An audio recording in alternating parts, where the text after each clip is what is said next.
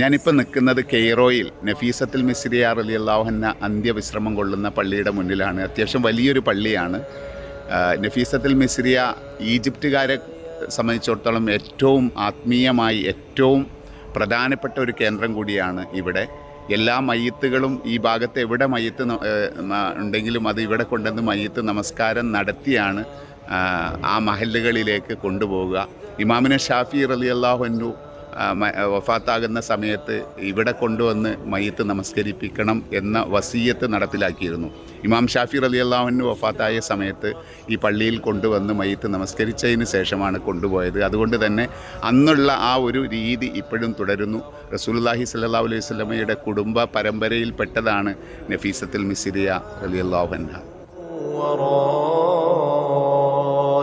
وكانت امرأتي عاقرا فهب لي من لدنك ഇതാ മയ്യത്ത് നിസ്കാരം കഴിഞ്ഞ് കൊണ്ടുവരുന്ന കാഴ്ചയാണ് ഇപ്പോൾ ഈ കാണുന്നത്. واجعله ربي رضيا يا زكريا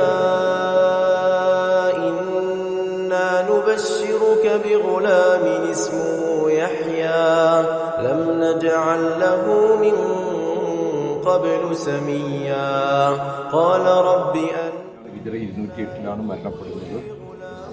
ഈജിപ്തുകാരെ സംബന്ധിച്ചിടത്തോളം ഈജിപ്തിൻ്റെ വിജയവും ഈജിപ്തിൻ്റെ മുഴുവൻ ഐശ്വര്യവും മഹദി അവറുകളുടെ ദുആയുടെ പേരിലാണെന്ന് വിശ്വസിക്കുന്നതാണ്. ദുആയ്ക്ക് ഇജാബത്തുള്ളൊരു വ്യക്തിയായിരുന്നു. സദാസമയം ഇബാദത്തിൽ ആയിരക്കണക്കിന് ഖത്തമോദി അവരുടെ ഖബറിൽ അവർ തന്നെ ഇറങ്ങിയിരുന്ന് ധാരാളം ഖത്തമോദി എന്ന് ചരിത്രത്തിൽ വായിക്കാൻ കഴിയുന്നുണ്ട്. അതേപോലെ ഒരു ദിവസം 300 റക്അത്തോളം നമസ്കരിക്കുമെന്ന് പോലും അവരുടെ ചരിത്രത്തിൽ വായിക്കാൻ കഴിയുന്നു. അത്രത്തോളം ഇബാദത്തുകളിൽ കഴിഞ്ഞുകൂടിയ ആ കാലഘട്ടത്തിലുള്ള മുഴുവൻ ആളുകളും അവർക്ക് എന്തെങ്കിലുമൊക്കെ പ്രശ്നമുണ്ടെങ്കിൽ നഫീസത്തുൽ മിസ്രിയുടെ അടുക്കൽ വന്നിട്ട് അവരെ കൊണ്ട് പ്രത്യേകം ദുആ ചെയ്യിപ്പിക്കുമായിരുന്നു. അങ്ങനെയുള്ള മഹദി അവരുടെ അടുക്കലാണ് നമ്മളിപ്പോൾ വന്ന് നിൽക്കുന്നത്. അൽ ഫാത്തിഹ.